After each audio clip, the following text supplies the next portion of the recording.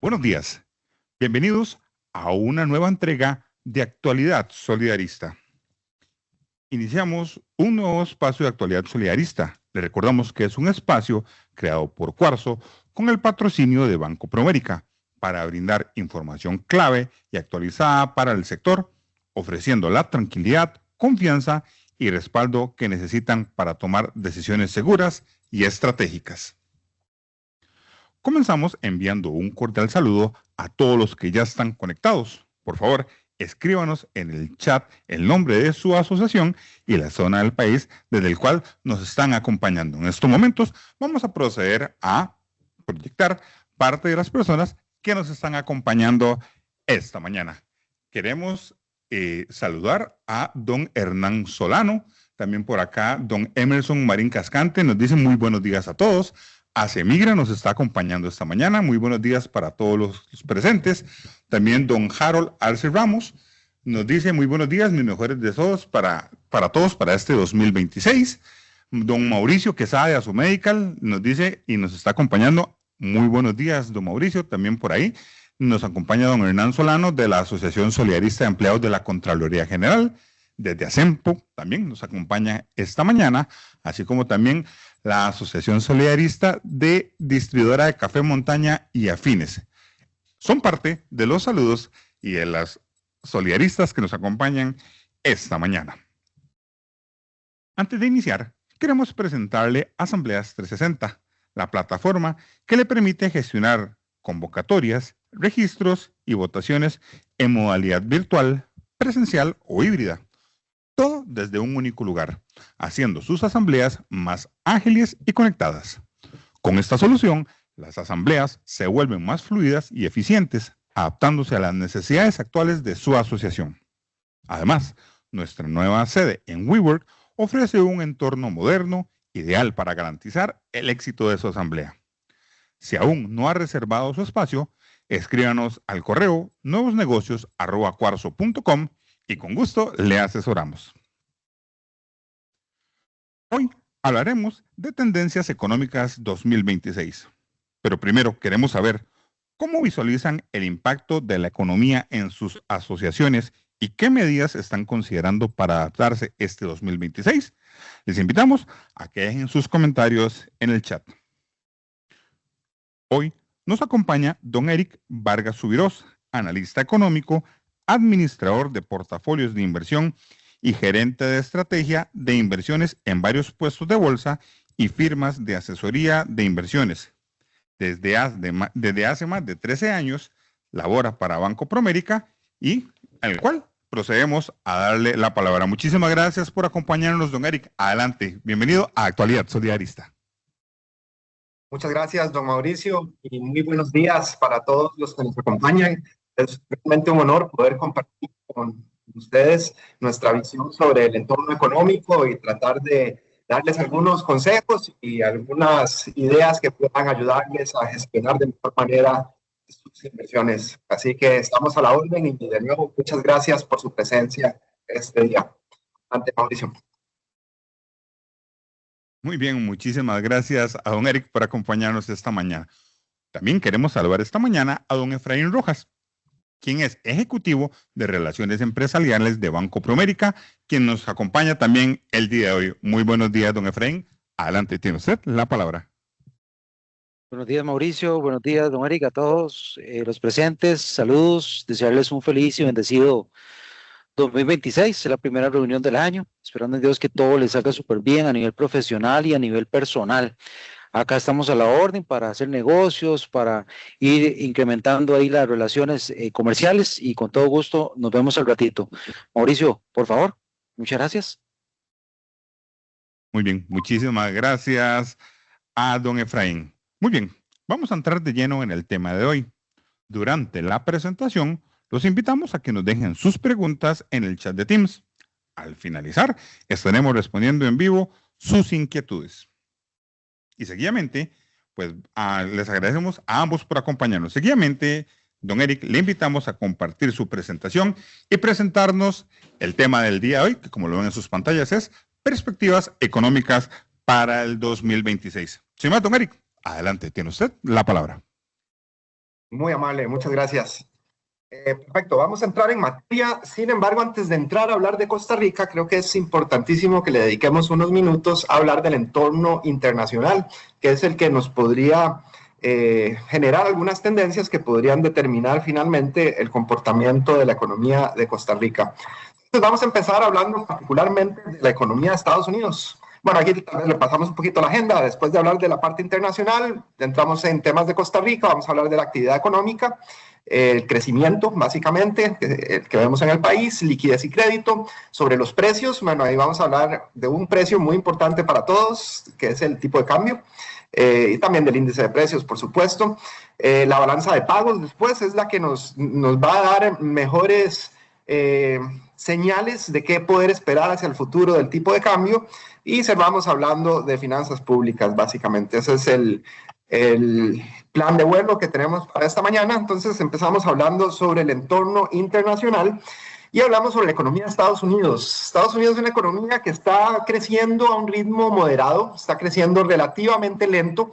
Este gráfico que vemos acá nos refleja el crecimiento del PIB, es la línea café. Aquí vemos que el año pasado tuvo una caída en el primer trimestre, pero un rebote en el segundo. Ese efecto en realidad fue por el tema de los aranceles que aplicaron en Estados Unidos a inicios del mes de abril. Poco eso, una caída, pero tuvo un efecto rebote. Sin embargo, si vemos aquí una línea punteada que nos lleva el promedio del crecimiento, en realidad vemos que ese promedio está ubicado alrededor del 2%. Entonces, es una velocidad de crecimiento relativamente lenta en los Estados Unidos, y ese es en realidad el motivo también por el cual están bajando las tasas de interés en los Estados Unidos, ¿verdad? Para tratar de que haya un poco más de crecimiento económico. Es que están ya empezando, que ya han bajado bastante las tasas de interés, y creemos que eso todavía podría continuar un poco más. Entonces, otro factor importante que tenemos, a pesar de que la economía en general en Estados Unidos está creciendo relativamente lento, hay una revolución muy significativa que está ocurriendo en estos momentos, que estoy seguro que ya todos están muy familiarizados con ella, que es la inteligencia artificial. El desarrollo de estas tecnologías está teniendo impactos que ya se empiezan a notar, por ejemplo, en la productividad de los trabajadores, también en una menor contratación también de empleados en posiciones iniciales, digamos, en los puestos donde normalmente contratan personas sin experiencia que están empezando a hacer normalmente labores que suelen ser un poquito más repetitivas, más operativas. Bueno, ahí esos puestos es donde se están perdiendo nuevos empleos, en parte por esas ganancias en eficiencia y en productividad también que está teniendo el resto de la población. Otro impacto muy importante que vemos en este gráfico aquí abajo de la inteligencia artificial es en el valor de mercado de las compañías que están asociadas a este negocio. De hecho, son 7 grandes compañías en el mercado accionario estadounidense del área de tecnología las que han liderado el desempeño del mercado accionario en Estados Unidos. Y esto nos refleja la fuerza que tiene esta revolución. Aquí vemos, por ejemplo, la línea verde es el valor de mercado de la compañía NVIDIA, que es la principal productora de alta capacidad. Tenemos, por ejemplo, también aquí a Google, que con su plataforma de inteligencia artificial, que lanzó hace algunos meses con una renovación importante, también ha tenido avances muy significativos. Entonces, esta revolución de la inteligencia artificial tiene esos dos efectos principalmente en el corto plazo, ¿verdad? Que son el aumento en la productividad de los trabajadores. Eso también ayuda a que la inflación sea baja, ¿verdad? Porque si mejora la productividad de los trabajadores, eso ayuda a que las empresas mantengan bajos sus costos, y al controlar sus costos pueden también mantener bajos los precios de sus productos finales. Entonces, esas ganancias en productividad se traducen en ese beneficio para la sociedad de menos inflación. Y el aspecto menos positivo tiene que ver con esa menor contratación de personas que ya se está empezando a reflejar, y esa menor contratación de personas a su vez ayuda a que la Reserva Federal vaya a bajar las tasas de interés.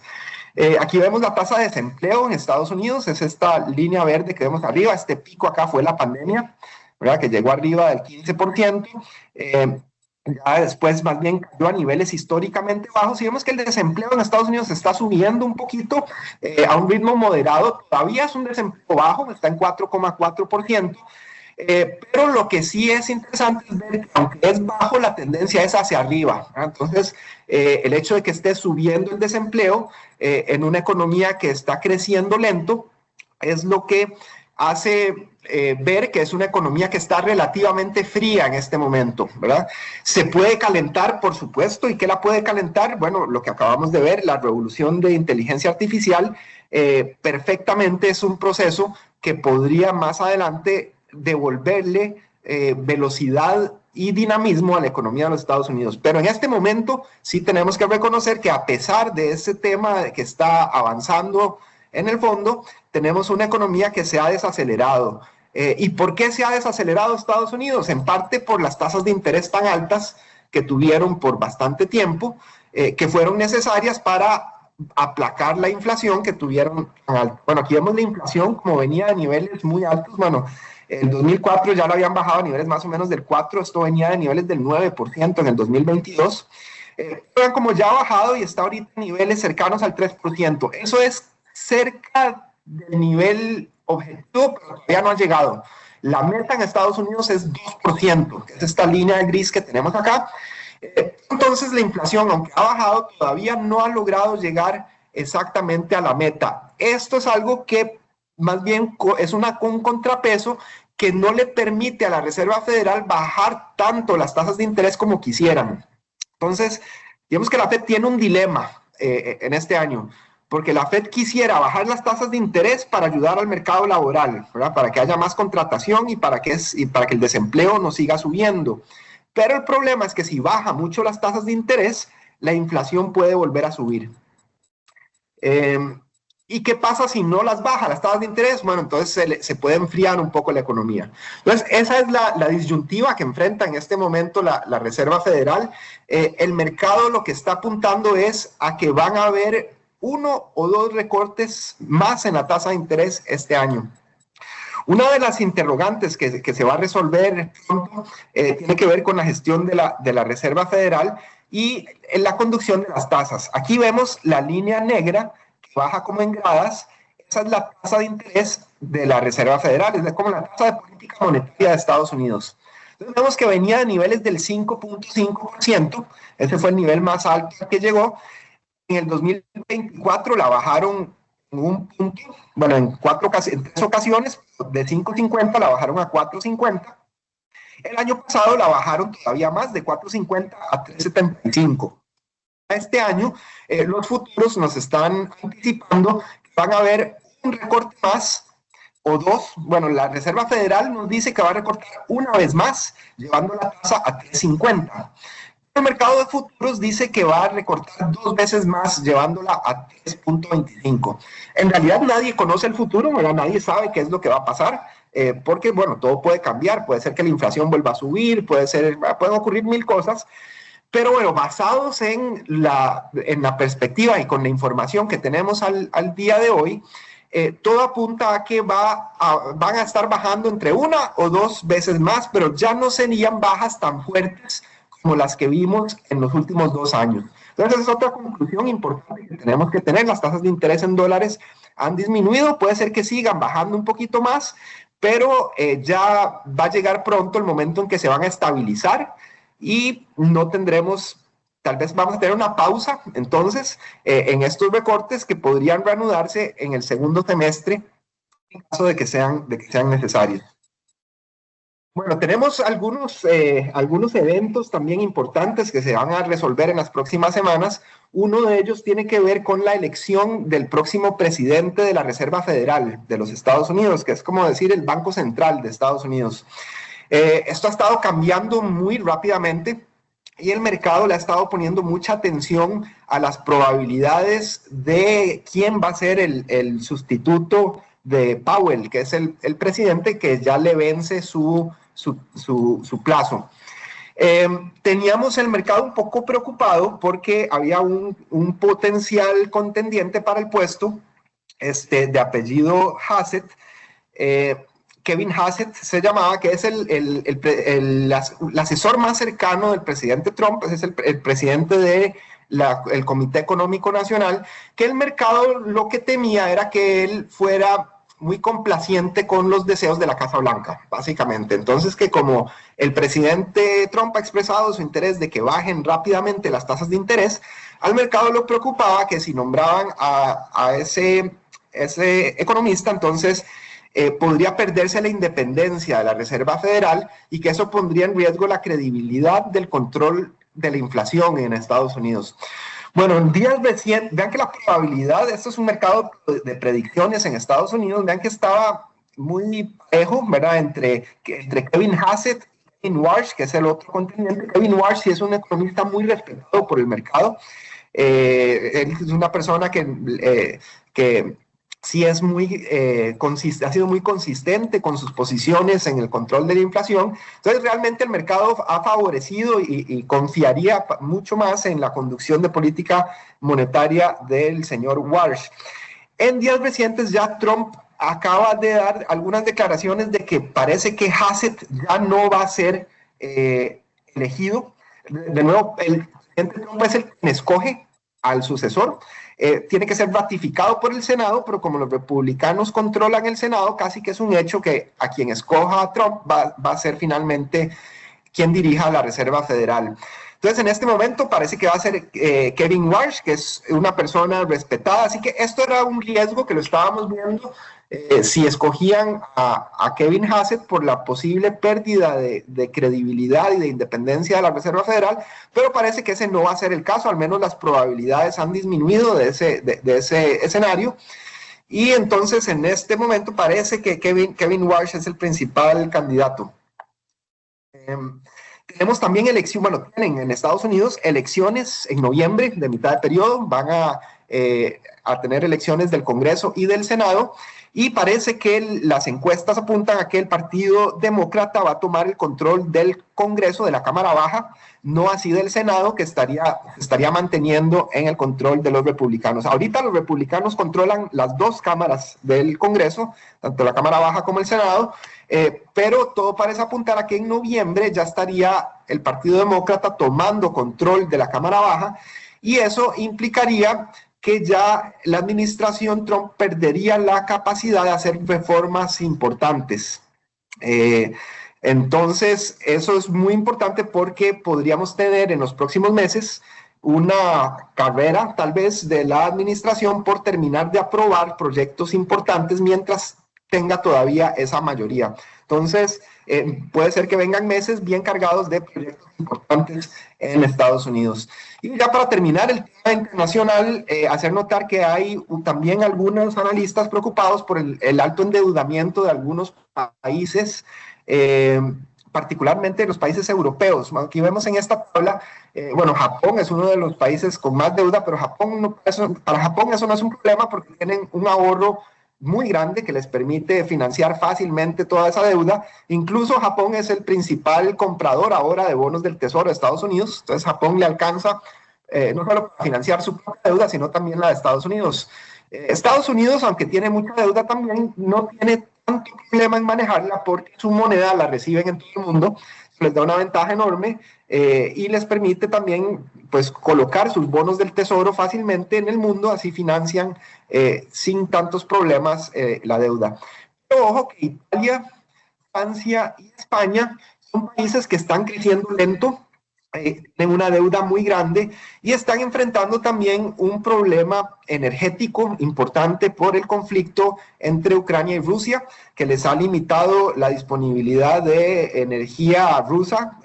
Ellos de Europa dependía de importaciones de gas natural ruso, eso se ha interrumpido, entonces ahora Europa tiene que conseguir energía más cara de otras fuentes menos confiables en África, en el Medio Oeste, y entonces eso genera un riesgo importante para el desempeño económico en Europa. Entonces hay que tener mucha atención porque la crisis europea que se tuvo, no sé si recuerdan, en el 2012 tuvimos un episodio de problemas fiscales en Europa. En aquella ocasión estuvieron centrados en Portugal, España, Grecia, por supuesto, bueno, Italia estuvo también un poquito en problemas, así que hay que tener mucho cuidado porque la zona euro podría también atravesar algún problema de ese tipo en los próximos meses. Entonces, bueno, principales riesgos para el 2026. Esta era una preocupación que teníamos como número uno por la probabilidad de ocurrencia. Sin embargo, parece que ya esto no va a ser un problema, aunque todavía, ¿verdad?, no sabemos a quién van a elegir con certeza. Entonces, bueno, la designación que haga el presidente Trump de quién va a dirigir la Reserva Federal va a ser una decisión muy importante que se va a tomar en las próximas semanas y tenemos que estar muy atentos a eso. El tema de la crisis europea es importante darle mucho seguimiento. Bueno, aquí no hice referencia ni siquiera al tema de Groenlandia, ¿verdad? Porque eso también podría tener incidencia sobre el desempeño económico de Europa, puesto que podría desencadenarse ahí otra vez un problema con los aranceles, ¿verdad? Podría transformarse la tensión política en una tensión comercial y por esa vía podría también terminar afectando el crecimiento económico y eso podría terminar afectando también las finanzas de los gobiernos y generar que este problema sea más fuerte. Entonces, casi que este punto 2 deberíamos irlo poniendo de número 1, ¿verdad? La situación en Europa yo creo que es lo que debería tenernos más alertas en este momento en cuanto a la situación del entorno global. Y un tercero, que tal vez es el que tiene la probabilidad de ocurrencia más baja, pero es el que tendría el impacto más severo en caso de que ocurriera la toma de Taiwán por parte de China, ¿verdad? Es una posibilidad que ha estado en el contexto geopolítico en los últimos años y con los acontecimientos recientes, por ejemplo, de Estados Unidos, resolviendo el tema de Venezuela, bueno, no sé si resolviendo el tema, pero bueno, con la intervención de Estados Unidos en Venezuela, con el posible desenlace también que se podría estar aproximando del conflicto en Ucrania. Algunos analistas creen que China podría decir también que pues es el turno de ellos, ¿verdad?, de hacer su movida en el plano geopolítico. Y bueno, ahí el gran riesgo de que China tome Taiwán para el mundo tiene que ver con el tema tecnológico, ¿verdad? China es un cuello de botella para la economía global porque China es el único Taiwán es el único país, bueno, en Taiwán están las únicas empresas en el mundo capaces de producir los chips necesarios para alimentar toda la industria de alta tecnología. Y aquí el riesgo es que incluso la empresa líder en la producción de chips en Taiwán tiene incluso protocolos de autodestrucción en caso de que haya una invasión de China. Entonces, el riesgo es de que el mundo pueda tener una escasez de semiconductores y de chips de alta capacidad que provoquen una recesión tecnológica, ¿verdad? Incluso alguna gente teme hasta un colapso de computación global. Bueno, ya eso es un escenario un poco extremo, pero bueno, eso es un riesgo muy importante. Pero ¿por qué vemos que es poco probable que ocurra? Porque esto tampoco le sirve a China, ¿verdad? Si la economía del mundo entra en una depresión por un problema tecnológico, pues eso también le haría daño a China, ¿verdad? Y los chinos pues tampoco quieren sufrir las consecuencias de ese problema, ¿verdad? Entonces, geopolíticamente sí quieren la isla, pero no quieren, ¿verdad?, tampoco el colapso de la economía global. Y también saben que podrían enfrentar consecuencias militares, ¿verdad?, que de alguna manera también los han disuadido en este tiempo y podría ser también el motivo por el cual este evento no ocurra, ¿verdad? Lo más probable es que eso no ocurra, pero bueno, tenemos que estar también atentos porque es un riesgo que sería muy, muy significativo. Ahora sí, después de hacer todo ese repaso por el tema de la economía global, vamos a hablar de Costa Rica. Costa Rica está creciendo bien, vemos un crecimiento arriba del 4% sostenido, eso sí, con una dualidad entre las zonas francas y la economía interna. Vemos que las zonas francas crecen a un ritmo del 15%. Bueno, zonas francas son lo que llaman regímenes especiales y el régimen definitivo es lo que tiene que ver con la economía interna. La economía interna está creciendo relativamente lento, a niveles alrededor del 2%, y entonces el crecimiento arriba del 4% general, en realidad es producto de ese acelerado crecimiento que vemos en zonas francas. Sin embargo, bueno, a pesar de que la economía interna no crece muy rápido, la tasa de desempleo se ha disminuido a niveles bastante bajos. Históricamente 6% es esa tasa de desempleo que tiene el país, con una tasa de participación que ha estado relativamente estable, ¿verdad? Entonces, en general vemos un mercado laboral que está dinámico, comportándose de una forma todavía muy favorable, consistente con una economía creciendo arriba del 4%, ¿verdad? Entonces, en términos generales, digamos que la actividad económica del país se ve bien, los ingresos estuvieron creciendo, aunque se han tendido a desacelerar un poquito, vemos que ya está el crecimiento alrededor del 2%, pero bueno, siempre sigue siendo positivo el crecimiento de los ingresos de los trabajadores. Este auge de zonas francas, de nuevo, está, bueno, liderado en realidad por el tema de dispositivos médicos, sin embargo, también todo lo que tiene que ver con servicios, ¿verdad? La exportación de servicios empresariales ha sido un sector sumamente dinámico y tal vez hasta el más relevante para lo que tiene que ver con el mercado cambiario, que vamos a hablar más adelante. Proyecciones, aquí tenemos las proyecciones del Banco Central que en pocos días van a publicar las proyecciones actualizadas. Ahora el Banco Central cada 3 meses nos actualiza las proyecciones, ya no es como antes que había que esperar en enero y en julio, ¿verdad? Que era cuando publicaban el programa macroeconómico y después en enero lo publicaban y lo revisaban en julio. Ahora, cada 3 meses, el Banco Central nos actualiza las proyecciones en el informe de política monetaria. Entonces, ese informe lo van a publicar a final del mes de enero. Se supone que el último día de enero normalmente es que lo publican. Entonces, ahí vamos a tener ya todas estas proyecciones actualizadas. Por el momento sí se está vislumbrando un menor crecimiento este año, ojo que es un 3,5% el crecimiento que se está vislumbrando, y básicamente ese menor crecimiento se debe a que las exportaciones de bienes estarían creciendo menos. Ojo que no es un mal crecimiento, el 7% que está proyectando el Banco Central, pero es la mitad de lo que crecieron el año pasado, ¿verdad? Entonces, ese desaceleramiento del sector exportador sería el principal motivo por el que nuestra economía se estaría desacelerando también en este año. Vean que el consumo de los hogares más bien tendría un crecimiento un poquito superior, de 3,5 pasaría a crecer 3,9. Sería una recomposición de la actividad económica. Este año, según el Banco Central, vamos a depender un poco menos de las exportaciones y entonces va a ser la economía interna la que tome el liderazgo en el crecimiento de la economía.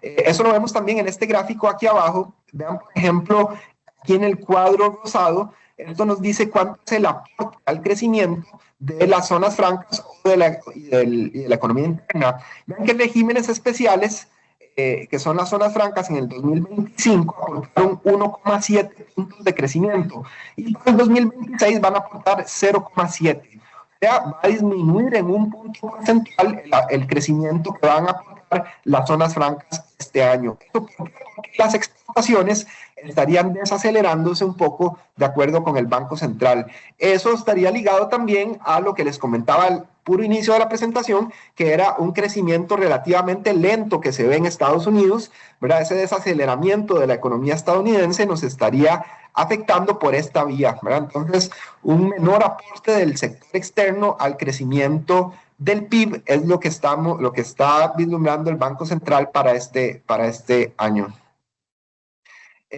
Lo vemos por sector económico, vemos que el sector de servicios empresariales es el que estaría liderando con un crecimiento del 6,1%, bueno, con transporte y almacenamiento 6,2%. Servicios empresariales, tal vez por el tamaño, sería el que tendría es el que lidera en aporte. De hecho, eso lo vemos aquí en el gráfico, el cuadro rosado. Vemos que servicios empresariales estaría aportando 0,9 puntos al crecimiento del PIB, mientras que transporte y almacenamiento, que es la que más crece, aporta 0,3. Entonces, bueno, servicios empresariales va a ser el nuevo líder en el crecimiento económico del país. Aproximadamente la mitad de la producción de servicios empresariales es producido en zonas francas y son servicios de exportación para compañías transnacionales. Vemos que el sector que más ha estado creciendo, que es la manufactura, en el 2025 vemos que creció 10,5%, estaría desacelerando en el 2026 y registraría un crecimiento de apenas 3,1%. Esto está también totalmente ligado al desaceleramiento del sector exportador, ¿verdad? Entonces, todo esto va animando, ¿verdad?, con lo que vimos ahora de un menor crecimiento en zonas francas, principalmente entonces en el área de manufactura, y aquí es el sector de dispositivos médicos. Ahí en realidad no es que se esté vislumbrando un problema, ¿verdad?, sino que leyendo un poco el informe del Banco Central, lo que apunta también es un efecto base, ¿verdad? Después de haber crecido tan rápido por tantos años, es normal que haya un proceso de consolidación en el cual la tasa de crecimiento disminuye. Ahora nada puede crecer exponencialmente por siempre, y la verdad es que dispositivos médicos ha tenido tasas de crecimiento extraordinarias por mucho tiempo. Incluso llegaron al 49% en términos interanuales hace algunos meses. Así que bueno, después de todo ese crecimiento es que veríamos ya un desaceleramiento de ese sector. Entonces el liderazgo estaría siendo tomado por el área de servicios empresariales. Hoteles y restaurantes ha estado creciendo lento, ¿verdad? Que el crecimiento 2025 fue apenas sería apenas un 0,5, y sería el sector o uno de los sectores con menor crecimiento en este 2026, a la par del sector agrícola, que es el que también ha tenido un desempeño más complicado por temas climatológicos que han estado afectando, además del tipo de cambio, ¿verdad?, que le ha hecho una mala pasada también a todo el sector agroexportador. Bueno, temas de liquidez y crédito, aquí en realidad no vemos mayores cambios, vemos la liquidez creciendo bastante bien, especialmente en dólares. Se ha acelerado un poquito el crecimiento de la liquidez en el país. La proyección del Banco Central es que va a seguir creciendo a niveles del 7%, que es un buen nivel. El crédito también lo vemos creciendo a una tasa moderada, pero sostenible. Crece al 8% en colones y alrededor del 5% en dólares. Esto es un crecimiento razonable que va a ayudar también a que la economía mantenga una tasa de crecimiento, y el Banco Central anticipa también que para el 2026 la tasa de crecimiento va a ser bastante buena. Ok, vamos avanzando ya para ir entrando a uno de los temas importantes. Bueno, la inflación que tenemos en el país es deflación en este momento, en realidad menos 1,23. Esa fue la variación del índice de precios en el año, y esto es algo que en realidad no es una muy buena noticia, que tengamos una inflación negativa. Esto es un problema económico, en realidad, la deflación, porque cuando un país tiene inflación negativa, lo que pasa es que desaparecen los aumentos salariales. Como ya vimos incluso, no sé si recuerdan el gráfico del mercado laboral, que los ingresos sí estuvieron creciendo, pero ya se estaban frenando. Bueno, eso es un riesgo de que los salarios no aumenten, porque si los salarios dejan de aumentar, eso es un problema, porque la gente que asume deudas, normalmente en todas las economías del mundo se necesita que haya un poquito de inflación para que los aumentos salariales ayuden a que la carga de esas deudas de las personas disminuya. ¿Verdad? Cuando alguien toma una deuda, normalmente tiene pagos fijos que tiene que hacer. Entonces, si hay inflación y hay aumentos salariales, eso ayuda a que esos pagos de las deudas vayan haciéndose cada vez un poquito menos pesados dentro del presupuesto de las familias.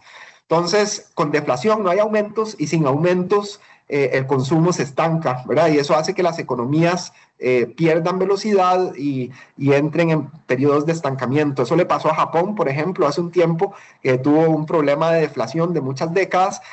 Así que bueno, el hecho de que los precios en una economía bajen, que bajen todos, no es algo tan positivo, porque, ¿verdad?, dentro de la consecuencia que eso genera sobre los salarios de las personas, tiene un efecto adverso al final.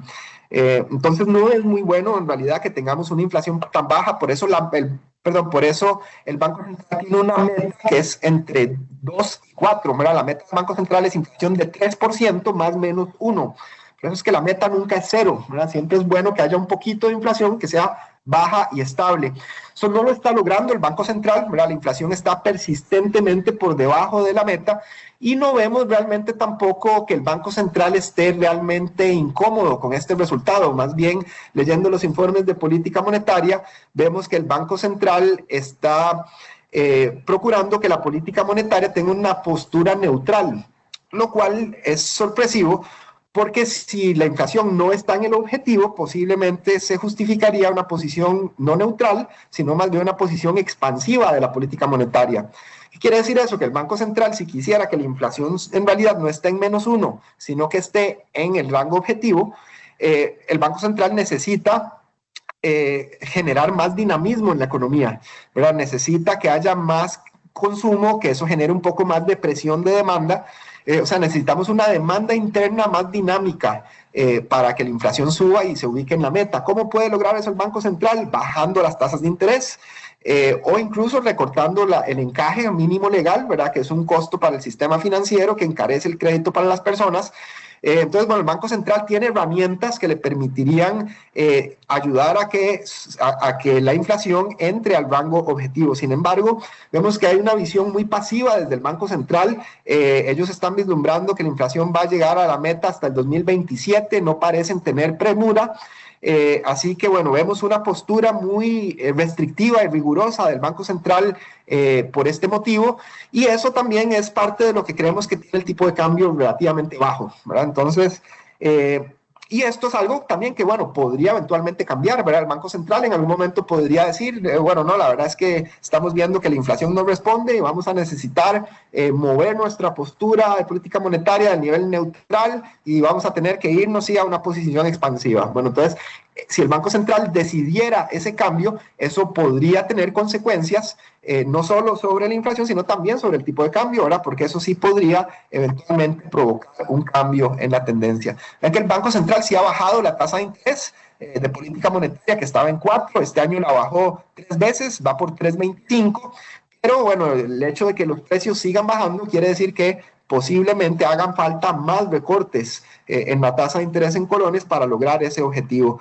El Banco Central por el momento no nos ha dado muchas señales de que estén pensando en esa vía, pero bueno, si los resultados siguen siendo los que estamos viendo, podría ser cuestión de tiempo para que el Banco Central tenga que reconsiderar su estrategia y vaya a recortar más agresivamente las tasas de interés.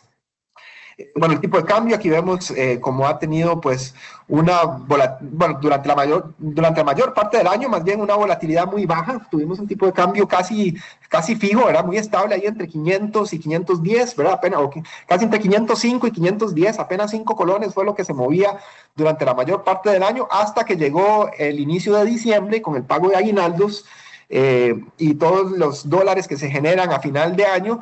El tipo de cambio pues cayó como típicamente cae, en realidad siempre a finales de noviembre, inicios de diciembre es usual ver caídas en el tipo de cambio y luego puntes en diciembre.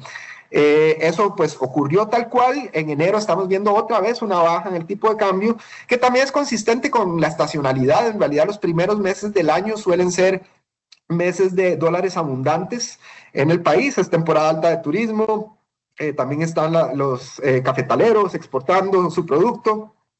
Y las importaciones también, ya pasó las importaciones de fin de año. Entonces, como que todo se junta y los primeros meses del año suelen ser meses superavitarios de dólares para el país. Entonces, por eso es que este comportamiento en realidad no debería sorprendernos tanto, ¿verdad? Es relativamente normal, digamos que el tipo de cambio tiende a bajar en estas épocas del año. Y históricamente es por ahí de mayo, junio, tal vez mayo, cuando el tipo de cambio empieza normalmente a tener un poco más de dinamismo.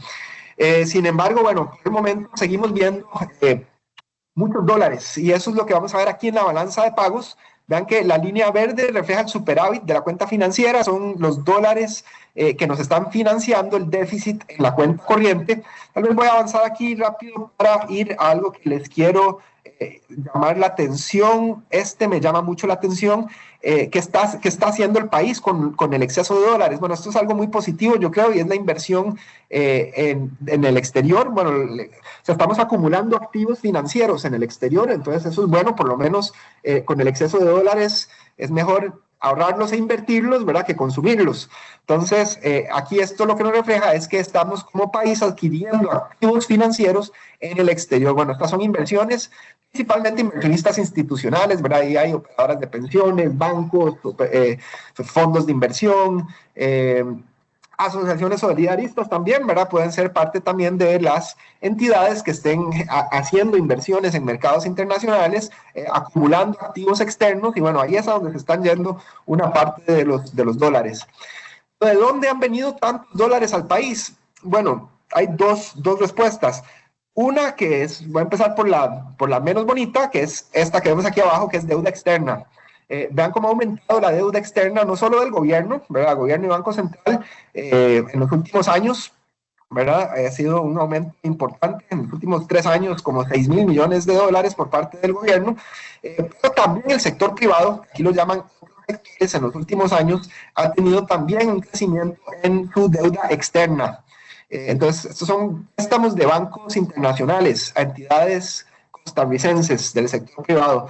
Entonces, dólares han estado entrando al país también, o sea, no solo por la vía normal, que son las exportaciones, ¿verdad? Y la inversión extranjera directa, la vemos aquí arriba también, estable, pero muy alta también, sino que también los dólares están entrando por el endeudamiento externo, ¿verdad? Esto es algo que tampoco puede seguir para siempre, ¿verdad? En algún momento ya va a frenarse ese endeudamiento y ese flujo de dólares también va a disminuir, ¿verdad? Entonces, esto es algo que eventualmente más adelante podría también provocar un giro en el comportamiento del tipo de cambio. Por el momento, digamos, vemos ahí una fuente importante de dólares.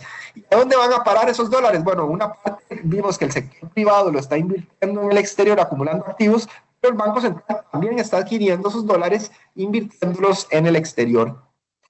Entonces, en resumidas cuentas, ¿cuál es la dinámica que estamos viendo en el sector externo? Básicamente una generación de divisas por parte de zonas francas y turismo, digamos, ¿verdad? Ambos sectores son de los principales generadores de dólares. Entonces, zonas francas más turismo más deuda externa, ¿verdad? Esos son los 3 mayores generadores de dólares en el país. ¿Y qué pasa con esos dólares? Bueno, los está comprando el gobierno, Banco Central, perdón, para sus reservas monetarias, y los está comprando también el sector privado, léanse de nuevo, pensiones, bancos, fondos de inversión, invirtiéndolos en activos financieros en el exterior. Entonces, es la dinámica que estamos viendo, que no creemos que pueda ser una dinámica sostenible en el tiempo. Esto en algún momento se va a tener que frenar porque tampoco el Banco Central le sirve seguir acumulando reservas monetarias, porque esto eventualmente puede generar un problema financiero, que bueno, no voy a entrar en mucho detalle ahí, pero el Banco Central necesita que esta dinámica cambie, porque seguir acumulando tantas reservas se le puede convertir en un problema más adelante. Y bueno, ya para terminar, las finanzas públicas las vemos muy bien. En realidad el déficit está disminuyendo a niveles del 2,6%. Es el déficit acumulado a octubre. Creemos que va a cerrar alrededor del 3,5%. Con una deuda abajito del 60%. Bueno, aquí está la proyección del déficit fiscal para un 3,3% el año pasado, 3,3% este año. Así que en finanzas públicas la expectativa es que se mantenga el resultado favorable que hemos tenido en los últimos años, que ha permitido también que el país mejore su calificación ante las agencias internacionales. Entonces, bueno, esas serían los principales puntos que yo les quería comentar. Aquí les dejo las conclusiones. En realidad, estos son temas que, bueno, los acabamos de comentar. Y bueno, yo creo que para no quitarles más tiempo, le devuelvo el pase a don Mauricio. Muy bien, muchísimas gracias a don Eric por la información presentada el día de hoy. Ya contamos con algunas consultas en el chat que estaremos atendiendo en unos momentos. Mientras tanto, queremos compartirles cómo desde Cuarzo continuamos facilitando procesos esenciales para las asociaciones. Los invito a ver el siguiente video sobre Asambleas 360.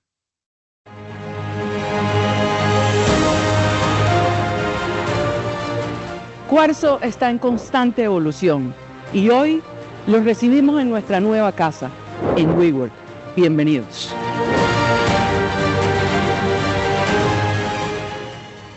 Estamos en un espacio que refleja lo que somos: tecnología, cercanía y eficiencia operativa. Desde aquí coordinamos asambleas presenciales, virtuales o híbridas, respaldadas por profesionales y tecnología líder en el sector.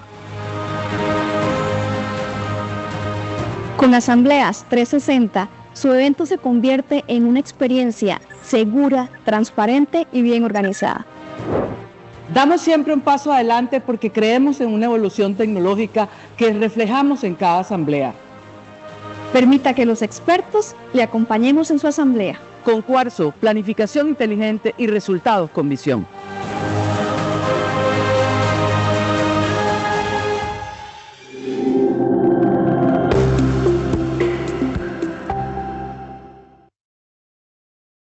Muy bien, si desea conocer más sobre cómo Asambleas 360 puede ayudarle a realizar sus asambleas de forma fluida, segura y eficiente, les invitamos a que nos escriban al correo nuevosnegocios@cuarzo.com. En Actualidad Solidarista, contamos con aliados estratégicos que comparten nuestra visión de fortalecer el solidarismo como Banco Promérica. Agradecemos su compromiso y apoyo continuo para impulsar este espacio. Es un placer darle la bienvenida nuevamente a don Efraín Rojas Soto, quien nos acompaña hoy representando a Banco Promérica para brindarles una información muy importante. Sin más, don Efraín, adelante, tiene usted la palabra. Gracias, Mauricio, y gracias nuevamente a don Eric. De verdad que sí, muy enriquecedor la información. Estimados, básicamente lo mío es breve, quedar nuevamente a las órdenes de ustedes para temas de aperturas de cuentas, temas de inversión, temas de planillas, mesa de cambio, datáfonos y demás. Queremos convertirnos paulatinamente en el banco favorito de ustedes, ¿verdad? Sabemos que quizás tengan a la fecha ya un banco de su preferencia, pero queremos irnos, como dicen, metiendo poco a poco, ¿verdad? Para que ustedes sientan ahí el apoyo y el servicio que les podemos dar. Adicionalmente también, conforme vayamos aumentando esa relación comercial, algunas cositas interesantes como ya lo hemos tocado en presentaciones anteriores, como lo son entradas a los partidos de la Liga Promérica, a conciertos, eventos y demás, ¿verdad? Entonces, todo eso suma, ¿verdad? Y podemos hacer una alianza que persista a través del tiempo, estimados. Básicamente es eso. Yo les voy a estar enviando un correo, ¿verdad? Con mis datos y demás, para quedar a las órdenes y eventualmente hacer algún tipo de Teams, algún tipo de visita, ¿verdad? Para ver si, reitero, vamos amarrando esos negocios poco a poco. Eso es breve y básicamente desearles lo mejor nuevamente y estamos a la orden. Muchas gracias por el espacio. Mauricio, por favor. Muy bien. Muchísimas gracias a don Efraín y a Banco Promérica por ser parte de Actualidad Solidarista. A continuación vamos a responder parte de las consultas que nos han dejado en el chat. Y bueno, la primera consulta viene por parte de don William de Acevic, quien nos hace la consulta. Buenas, nos dice, buenas, esta proyección, ¿cómo podría afectar o beneficiar en el futuro cambio de gobierno, ya que es una proyección para el 2026-2027? Pero según el gobierno que preceda después del 1 de mayo, ¿en qué momento se podrían ver las estadísticas de los cambios o la estabilidad de estas proyecciones? Sin más, le cedemos la palabra a don Eric para que nos ayude con la consulta. Sin más, tiene usted la palabra. Gracias. Muchísimas gracias a don William. En realidad muy buena pregunta porque sí, es una realidad que la conducción, ¿verdad?, de la política monetaria y de la política fiscal, ¿verdad?, está totalmente asociado a ¿verdad?, las prioridades que tenga el gobierno de turno, ¿verdad? Entonces, la incidencia de quien pues tome las riendas, ¿verdad?, va a tener implicaciones sobre las proyecciones. El Banco Central, por lo general, al elaborar las proyecciones, trata de abstraerse de todo el tema político. Pero bueno, sí es un hecho, ¿verdad?, que las diferentes propuestas pueden tener diferentes implicaciones, ¿verdad?, sobre el desempeño económico. La pregunta nos cuestiona, digamos, cuánto tiempo puede durar en materializarse algún cambio de timón en caso de que llegara a ocurrir, ¿verdad?, un cambio en la conducción. Eso, bueno, podría ser muy rápido, ¿verdad? Todo depende del el enfoque que tenga la nueva administración. Vamos a ver, si tuviéramos continuidad de la administración actual, yo creo que está muy claro, ¿verdad?, las prioridades y la estrategia del Banco Central actual, ¿verdad? Yo creo que ha sido consistente, uno puede criticarlo o no, pero bueno, lo que sí es claro es que un énfasis en el control de la inflación, ¿verdad?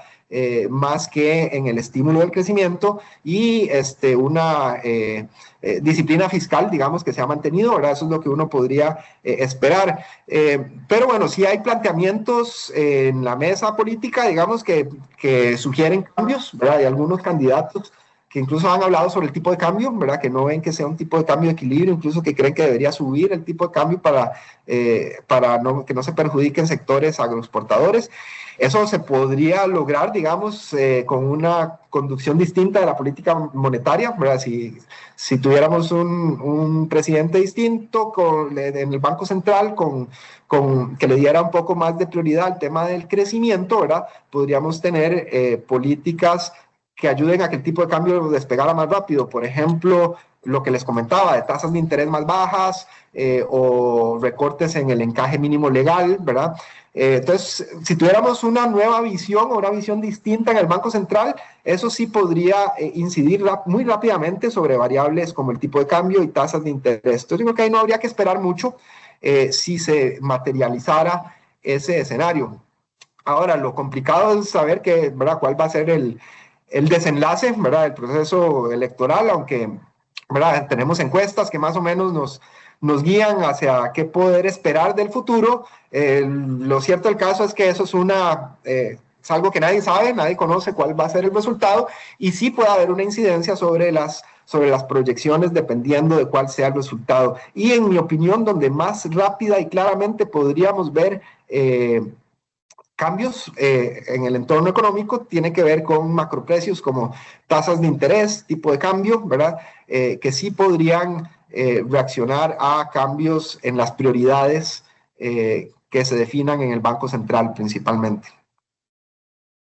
Muy bien, muchísimas gracias a don Eric. Nuestra siguiente... Sí, don Eric. No sé si tenemos otra. Sí, tenemos más consultas, don Eric. Nuestra siguiente consulta nos la hicieron llegar, dice así: ¿es posible que el tipo de cambio siga bajando aún más? ¿Podría ocurrir algo que haga cambiar ese comportamiento? Adelante, don Eric, tiene usted la palabra. Sí, gracias. De hecho, parece que es lo más probable en este momento, en el muy corto plazo al menos, ¿verdad? La tendencia parece que estamos en un mercado muy superavitario de dólares todavía, así que en el corto plazo yo no descartaría esa posibilidad de que el tipo de cambio tienda a disminuir, como les comentaba hace unos minutos, hasta marzo, abril más o menos, tenemos típicamente una generación muy importante de dólares en el país.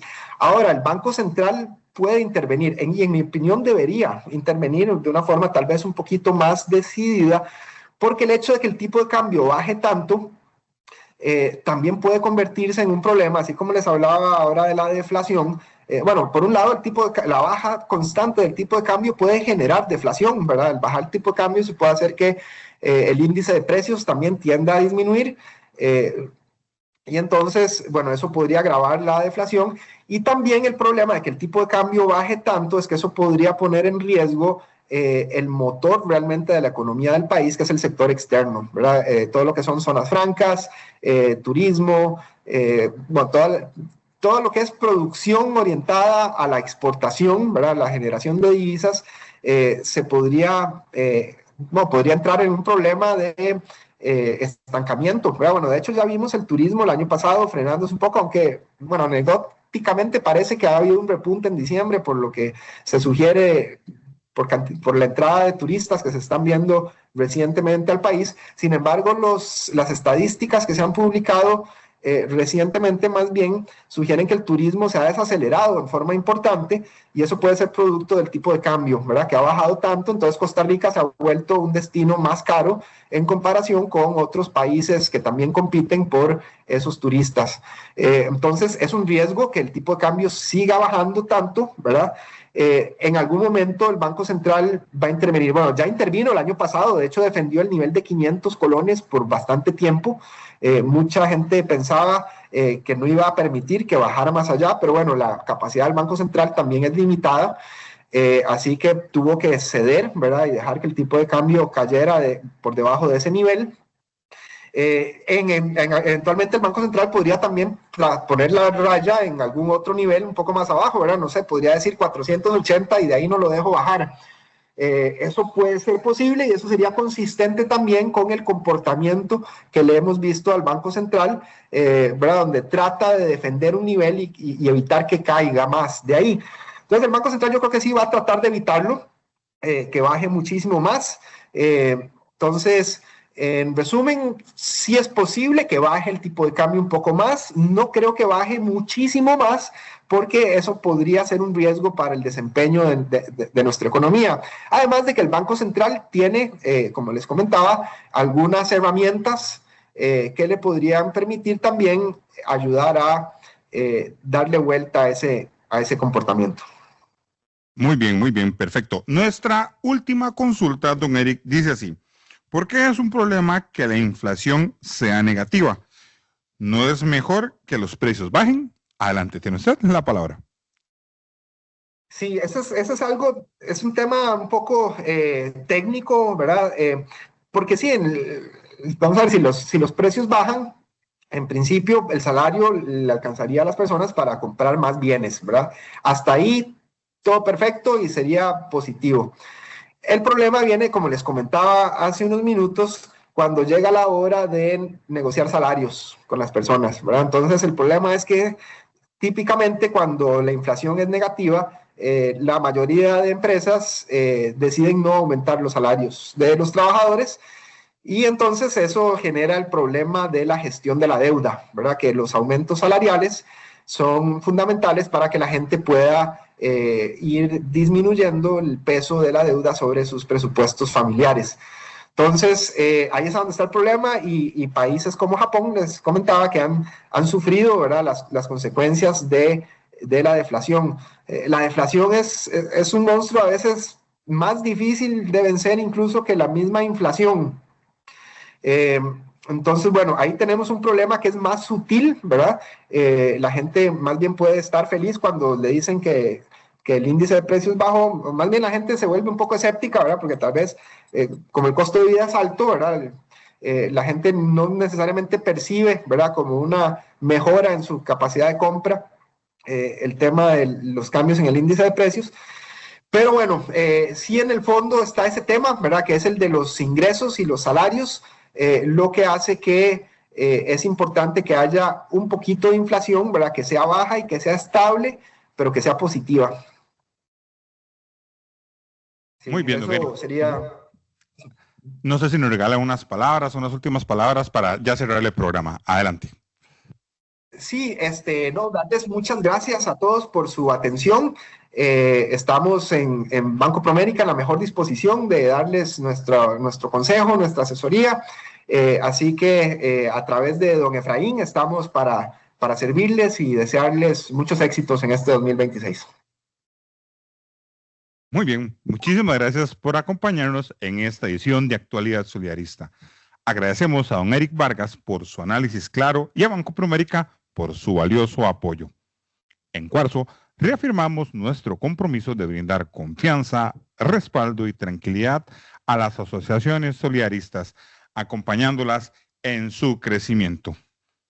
El contenido de este webinar estará disponible en nuestro canal de YouTube, en las redes sociales de Actualidad Solidarista. Agradecerles mucho por su compañía. Estuvo con ustedes Mauricio Carvajal y nos vemos en nuestra próxima entrega de Actualidad Solidarista.